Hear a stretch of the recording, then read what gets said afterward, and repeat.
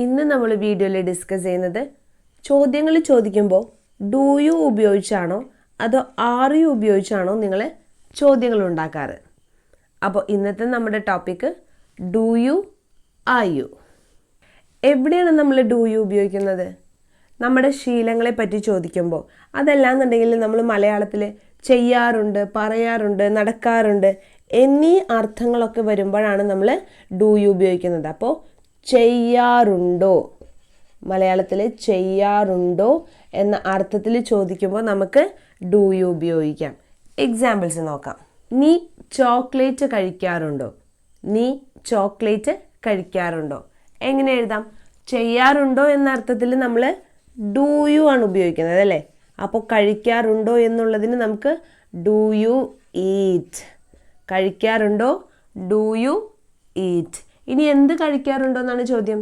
Chocolate. അപ്പോൾ അതേപോലെ തന്നെ എഴുതാം, ഡു യു ഈറ്റ് ചോക്ലേറ്റ്. നീ ചോക്ലേറ്റ് കഴിക്കാറുണ്ടോ?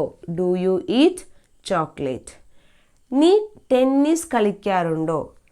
നീ ടെന്നീസ് കളിക്കാറുണ്ടോ? അപ്പോൾ ചെയ്യാറുണ്ടോ എന്നതിന് നമ്മൾ ഡു യു. ഇനി കളിക്കുക എന്നതിന് നമ്മൾ പ്ലേ ആണ്. അപ്പോൾ ഡു യു പ്ലേ. എന്താണ് ഇവിടെ ഉദ്ദേശിക്കുന്നത്? എന്ത് കളിക്കാറുണ്ടോ എന്നാണ് ചോദ്യം. ടെന്നീസ്. അപ്പോൾ do you play tennis. Do you play tennis. ഈ സെൻറ്റൻസ് നോക്കിയേ. നീ എപ്പോഴും നേരത്തെ എഴുന്നേൽക്കാറുണ്ടോ? നീ എപ്പോഴും നേരത്തെ എഴുന്നേൽക്കാറുണ്ടോ? അപ്പോൾ ചെയ്യാറുണ്ടോ എന്നറിയാൻ വേണ്ടി നമുക്ക് ഡു യു. ഇനി ഇവിടെ എപ്പോഴും എന്നൊരു വേർഡ് ഉണ്ടല്ലേ. എപ്പോഴും എന്നതിന് നമുക്ക് ഓൾവേസ് എന്നെഴുതാം. ഈ ഓൾവേസ് നമ്മുടെ ശീലത്തെ കാണിക്കാൻ ഉപയോഗിക്കുന്ന ഒരു വേർഡാണ്. എപ്പോഴും ചെയ്യുന്ന കാര്യങ്ങൾ. ഡു യു ഓൾവേസ് എഴുന്നേൽക്കാറുണ്ടോ? Get up. ഇനി നേരത്തെ എന്നുണ്ടല്ലേ. നേരത്തെ എന്നതിന് നമുക്ക് early. Do you always get up early. Do you always get up early. നീ എപ്പോഴും നേരത്തെ എഴുന്നേൽക്കാറുണ്ടോ? ഇത്രയും നേരം പറഞ്ഞ എക്സാമ്പിൾ നമ്മൾ യു എന്നാണ് പറഞ്ഞത് അല്ലേ, നീ. ഇനി ഈ യുവിന് പകരം ഹി അല്ലെങ്കിൽ ഷീ, അവൻ അല്ലെങ്കിൽ അവളാണെങ്കിൽ നമ്മൾ ഉപയോഗിക്കുന്ന ചോദ്യത്തിലെ വാക്ക് ഡു എന്നതിന് പകരം ഡസ് ആയിരിക്കും. ഞാൻ ഒന്നുകൂടി പറയാം. ഇത്രയും നേരം പറഞ്ഞ എക്സാമ്പിൾ നമ്മൾ യു, നീ അല്ലെങ്കിൽ നിങ്ങൾ എന്നാണ് സംബോധന ചെയ്തത്. ഇനി അതിന് പകരം നമ്മൾ ഹി അല്ലെങ്കിൽ ഷീ ആണെങ്കിൽ ഡു എന്നതിന് പകരം ഡസ് ആണ് ഉപയോഗിക്കുക. എക്സാമ്പിൾ നോക്കാം.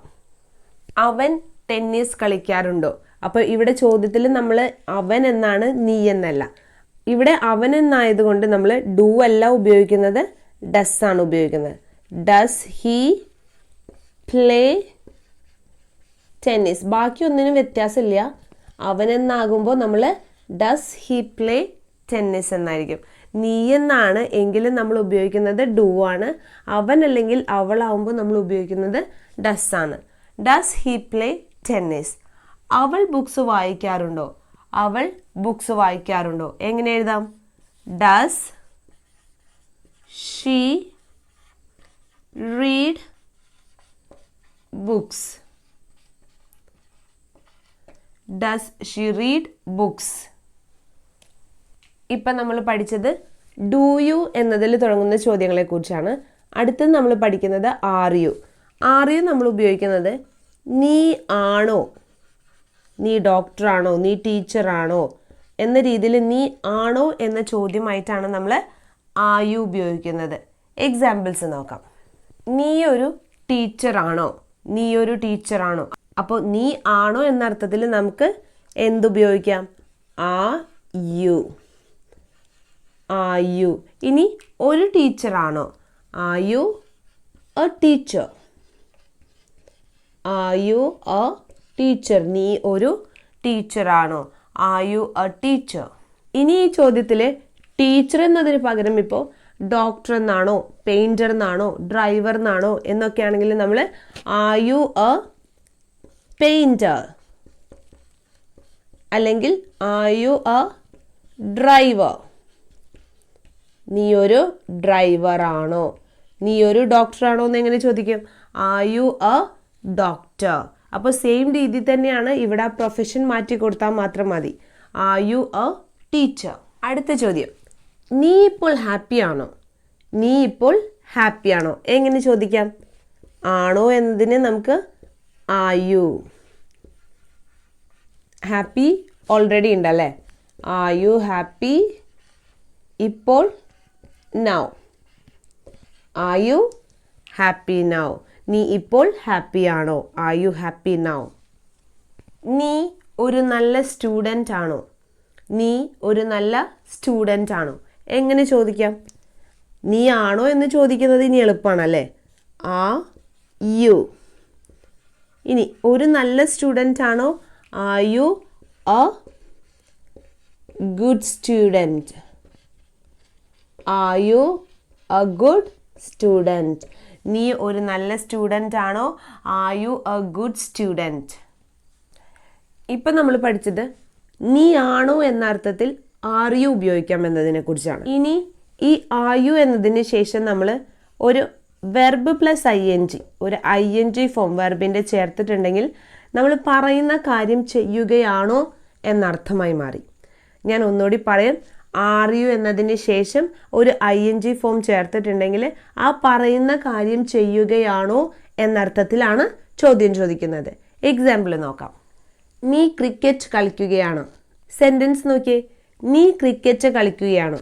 ഇത്രയും നേരം നമ്മൾ നീ ആണോ എന്നാണ് ചോദിച്ചിരുന്നത്. ഇപ്പം നമ്മൾ ഒരു കാര്യം ചെയ്യുകയാണോ എന്നാണ് ചോദിക്കുന്നത്.